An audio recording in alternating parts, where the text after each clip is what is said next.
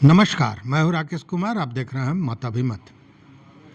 मित्रों, सर्वे को लेकर सर्वे पर रोक लगाने के लिए एक याचिका हाई कोर्ट में दायर किया गया था, जनहित याचिका। और जब यह दायर किया गया था तब बड़ी जोरों शोरों से ये हंगामा हुआ कि अब तो सर्वे पर ज़रूर कोर्ट रोक लगा देगा। लेकिन हमने उस समय भी कहा था, उस वीडियो को याद कीजिए, जिसमें यह कहा था कि सर्वे पर कोर्ट रोक नहीं लगाएगी। हाँ, अगर कोई बिंदु होगा जो चूक हो रही होगी, जो छूट रहा होगा सर्वे के दौरान, उसको जोड़ने की बात, उसमें कुछ संशोधन की बात कोर्ट कर सकता है। और देखिए, कल जो हमने जो बातें कही थी, लगभग वही बात हुई। बात ये हुई कि कल जो जनहित याचिका दायर किया गया था पटना हाई कोर्ट में, उसे पटना हाई कोर्ट ने उस याचिका को ही रद्द कर दिया और ये कहा याचिकाकर्ता को कि आप इसे वापस लें, अन्यथा कॉस्ट लगा दिया जाएगा। कॉस्ट लगा दिया जाएगा का मतलब कि वो याचिकाकर्ता ही लाखों के देनदार हो जाएंगे। तो उसके बाद याचिकाकर्ता के पास कोई उपाय नहीं था, कोई रास्ता नहीं था और उन्होंने याचिका को वापस ले लिया। मित्रों, देखिए, ये जो हाई कोर्ट में केस था, ये जो मुख्य न्यायाधीश हैं पटना हाई कोर्ट के, विनोद चंद्रन साहब, उनकी अध्यक्षता में एक खंडपीठ बना था जिसने ये सुनवाई की थी, जिसमें याचिकाकर्ता जो वकील हैं राजीव रंजन सिंह, वो खुद याचिकाकर्ता थे पीआईएल में।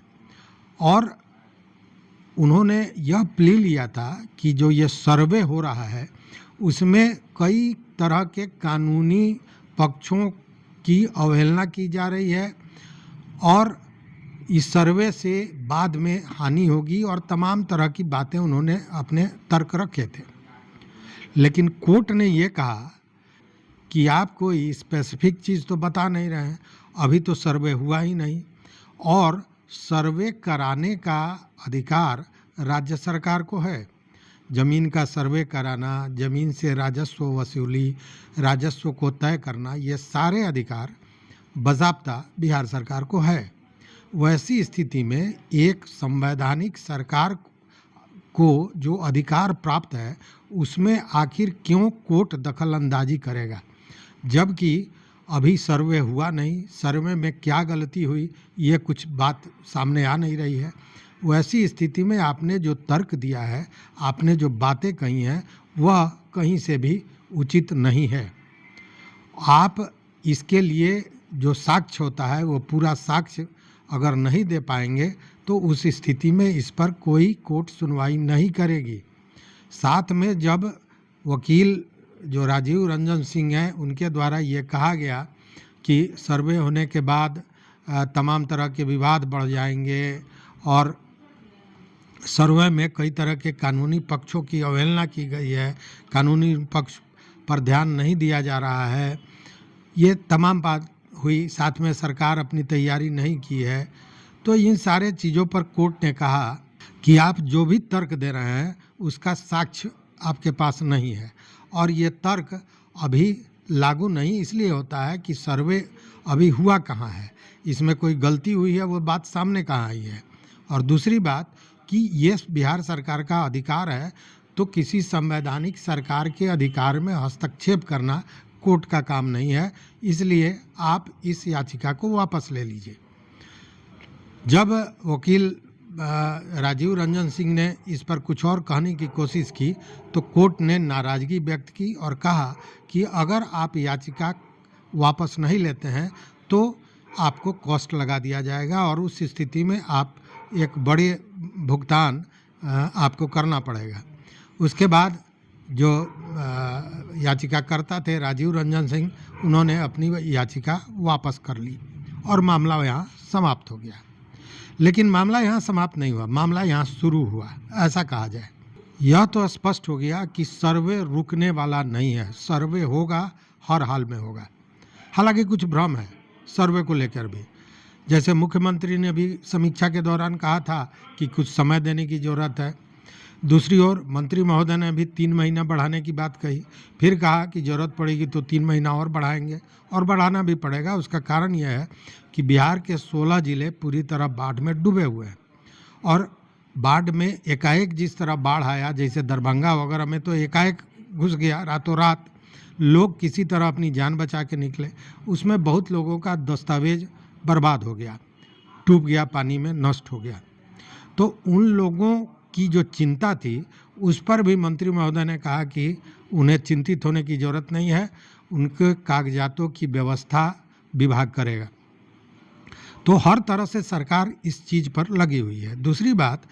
दूसरी बात कि कोर्ट की नज़र में यह भी था कि अगर ये सर्वे हो जाता है, उस स्थिति में जो ये कानूनी मामलों का एक बड़ा जत्था, एक बड़ा जखीरा पड़ा हुआ है कोर्ट में, जो ज़्यादातर ज़मीनी विवाद से जुड़ा हुआ है, उसमें भी कमी आएगी, आपराधिक घटनाओं में कमी आएगी।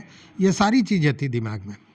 लेकिन अभी जो मैं कह रहा था कि बहुत से रिकॉर्ड लोग के बर्बाद हो गए बाढ़ में, तो मंत्री महोदय ने ऐलान किया जो राहत की विषय थी। लेकिन ये जो बार बार हो रहा था कि सरकार ने पूरी तैयारी नहीं की, उसके पीछे देखिए वही कारण था जो चीज़ आज सरकार कर रही है।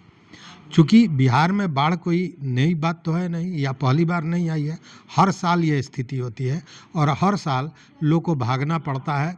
वैसी स्थिति में डॉक्यूमेंट्स का गायब हो जाना, डॉक्यूमेंट्स का डूब जाना, पानी में चोरी हो जाना, अगलगी में गायब होना, ये सारी चीज़ें होती रही हैं। और सबसे बड़ी बात क्या है कि कैडेस्ट्रल सर्वे हुआ था जब अंग्रेज़ सरकार थी तभी, उसके बाद से कोई सर्वे नहीं हुआ। एक बार रिविजनल सर्वे हुआ, वो अभी 11-12 ज़िलों में तो हुआ ही नहीं, और रिविजनल सर्वे में भी बहुत सी त्रुटियां, गलतियां रही हैं, ये बात जग जाहिर है। अब है क्या कि जो कैडेस्ट्रल सर्वे हुआ था और आज 100 वर्षों से ज़्यादा का समय बीत गया, तो मलकियत बदल गई, ज़मीन का चौहद्दी बदल गया, ज़मीन की श्रेणियां बदल गई, ज़मीन का प्रकार बदल गया, मतलब हर चीज़ बदल गया। और जो डॉक्यूमेंट होना चाहिए, जो दस्तावेज होना चाहिए अपडेट, वो सरकार के पास है नहीं और न लोगों के पास है। बहुत से लोग तो ऐसे हैं जिनके परदादा के नाम पर कैडेस्ट्रल सर्वे हुआ था, खतियान पर बाबा के नाम पर है और आज तक उसी तरह चल रहा है, जबकि कई भाग में बटा, उनके बाबा में बटा, उनके पिताजी चाचा में बटा, कई लोगों ने ज़मीन कई बार बेचा, खरीदा, लेकिन खतियान में वही चल रहा है। तो ये जो चर्चा शुरू में हो गई कि जिसके नाम से खतियान था उसी के नाम से ज़मीन हो जाएगा, ऐसा नहीं है। ये स्थितियां देखनी पड़ेगी, देखी जाएगी, और इसमें कुछ भ्रम पैदा कर रहे हैं जो कर्मी हैं, सर्वे कर्मी हैं, कुछ भ्रम पैदा कर रहे हैं पदाधिकारी, और एक भ्रम पैदा कर रहे हैं नेता, विभाग और पदाधिकारी। जैसे मैंने बताया कि नीतीश कुमार ने कहा कि समय देना चाहिए, मंत्री महोदय ने भी समय दे दिया, और इधर जो जिलाधिकारी हैं या बंदोबस्त पदाधिकारी हैं, ये लोग बैठक कर रहे हैं और कह रहे हैं कि एकदम समय ये पूरा होना चाहिए। हालांकि सरकार भी भीतर से ये चाहती है कि पूरा सर्वे नहीं, लेकिन कम से कम एक खाका तो तैयार हो जाना चाहिए चुनाव के पहले, क्योंकि इसके पीछे कहीं ना कहीं राजनीतिक सोच भी सरकार की है, इससे भी इनकार नहीं किया जा सकता है। और बार बार ये भी हो रहा था कि सरकार चाहती है कि चुनाव के पहले जो सरकारी ज़मीन है वो निकल जाए, तो भूमिहीनों को दिया जाए, उसका लाभ चुनाव में लिया जाए। ये तरह तरह की बातें आती रही हैं, लेकिन यह सच है कि सर्वे होना आवश्यक है, क्योंकि अगर सर्वे नहीं होगा तो उस स्थिति में जो ज़मीन की मलकियत बदली है, ज़मीन का प्रकार बदला है, श्रेणियाँ बदली हैं, चौहद्दी बदला है, उन सारे चीज़ों को अपडेट नहीं किया जा सकेगा। और जब वो अपडेट हो जाएगा, हो सकता है कि मलकियत को लेकर कुछ भ्रम रहे, तो उसके लिए आपत्तियों की जगह है, उसके लिए कई तरह के न्यायालय भी हैं, उनमें जाना होगा और वहाँ से इन चीज़ों का निपटारा होगा।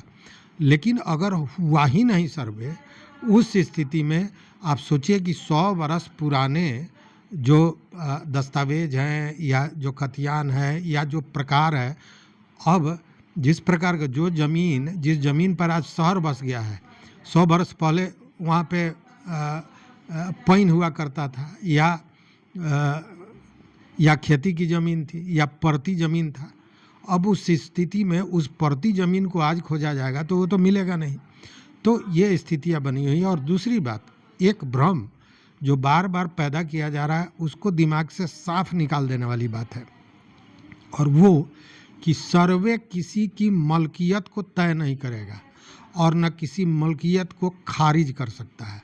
सर्वे में जो वस्तु स्थिति कागज़ के माध्यम से और वर्तमान में स्थल पर जो देखा जाना है उसी के आधार पर अपनी बात लिख देनी है, ठीक है।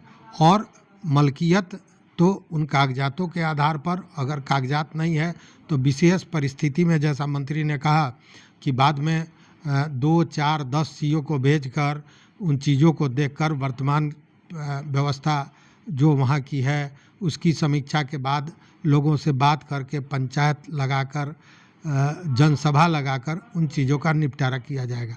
तो चीज़ें खुद ब खुद धीरे धीरे सामने आएंगी। लेकिन सीधे यह कह देना कि सर्वे बंद कर दिया जाए, यह कोर्ट ने भी इसे अनुचित मांगा। सर्वे ज़रूरी है।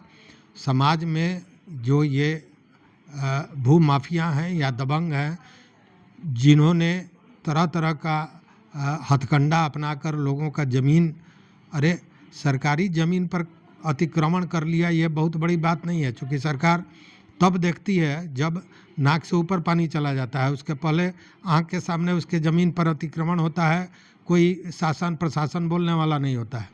लेकिन जो रैयत हैं उनके ज़मीन पर भी जो अतिक्रमण ये दबंग कर लिया करते थे, उन लोगों पर ज़रूर सर्वे के बाद नकेल कसेगा। चूँकि कागज़ तो उनके पास है नहीं, वो जबरन ये काम किया करते थे।